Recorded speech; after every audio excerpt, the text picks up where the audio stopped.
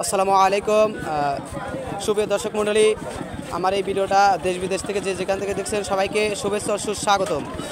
আজকে 1 ডিসেম্বর 2024 রোজ রবিবার। ঐতিহ্যবাহী আতাইকুলার পেঁয়াজের হাট থেকে সরাসরি আপনাদের মাঝে শোনানো হবে যে পেঁয়াজের দাম কীরকম যাচ্ছে আর এই পেঁয়াজগুলোকে কীরকম করে জোগাড় করা হয়েছে। আমরা এই সম্পর্কে আমরা এই চাচার কাছ থেকে জিজ্ঞাসা করবো কিছু কথা। আসসালামু আলাইকুম, আপনার নামটা আগে পরিচয়টা একটু জোর বলবেন তো। চাচা হচ্ছে আপনি কি দেশাল পেঁয়াজ নিয়ে আসছেন? দেশাল পেঁয়াজ। এই পেঁয়াজের বাজার কীরকম? 36, 37, 38 টাকা পর্যন্ত। তো দর্শক মণ্ডলী, আমরা কিন্তু সকালে দেখছি 4000 টাকা ছিল, এখনই কিন্তু 36, 37, 38 টাকা করে কিন্তু চলে আসছে। তো এই পেঁয়াজটা তো চাচা, এই পেঁয়াজটা জোগাড় করতে আপনার কি রকম পরিমাণে পরিশ্রম করতে হয়েছে আর কি রকম টাকা ব্যয় করতে হয়েছে যদি একটু আমাদের কাছে বলতেন। এখন মনে করেন যে বিঘে বই 20,000 টাকা করে কট লাখা।